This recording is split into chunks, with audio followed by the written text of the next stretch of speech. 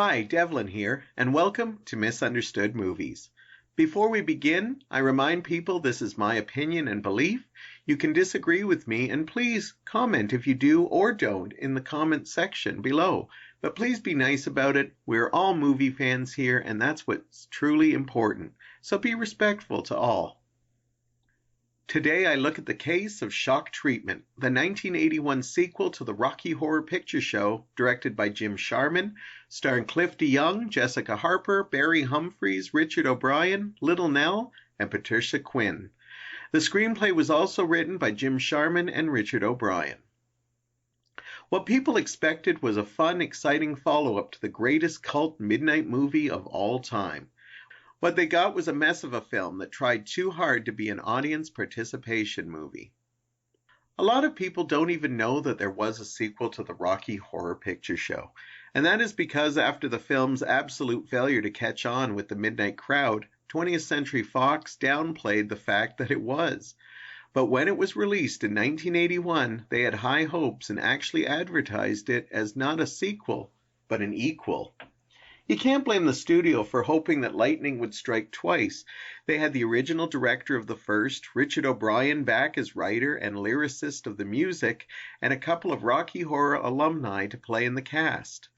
After a couple failed scripts couldn't get Tim Curry, Susan Sarandon, and Barry Bostwick back on board, Shock Treatment was born. The movie isn't great, but it does have some positive things going for it. The movie actually predicted reality television and does a great job satirizing it before it was even a thing. Richard O'Brien has said he thinks the soundtrack is better than Rocky Horror's in his opinion. I do not agree with this statement, but after a few viewings of the film and listening to it on its own, I actually think it isn't bad at all, and had some pretty terrifically written songs in it, like Little Black Dress, Bitchin' in the Kitchen, Lullaby, and the title track, to name a few. One of the film's biggest problems is they try too hard to make it an audience participation film. The Rocky Horror Picture Show was also a flop, but as midnight showings grew, people began to yell things at the screen, sing and dance along, and it turned into its own identity. The cult following and all its fun came naturally.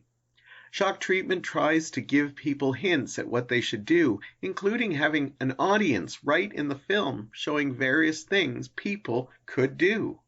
A real mistake in my eyes. The movie's biggest crime, though, is to attach it to Rocky Horror. I actually think they would have done better with this film if they kept it a separate entity, which he could have easily done since the story itself is an original concept. But having Brad and Janet be the main heroes in this, and not with the original actors, already put fans in an awkward place. Cliff DeYoung and Jessica Harper do their best, but they had pretty big high-heel shoes to fill. Richard O'Brien, Patricia Quinn, and Little Nell all play different characters, so there was no need to connect it to the original film. I think if you are a true Rocky Horror fan, you should check it out because it's an interesting side note to an already amazing journey this flop film turned into midnight classic to a financially successful film has had. Ironically, Shock Treatment does have a small cult following, but most people just forget about it once they see it. I still think it has its merits, and the whole reality TV prediction is so accurate it's crazy to think this film was made in 1981. The soundtrack has also got some real gems on it, but it may take a few listens to really get the brilliance of them. Now let me know what you thought in the comments, and let's have a conversation about this film. Are you one of those who wish this follow-up didn't exist, or are you like me and consider Shock Treatment a misunderstood movie?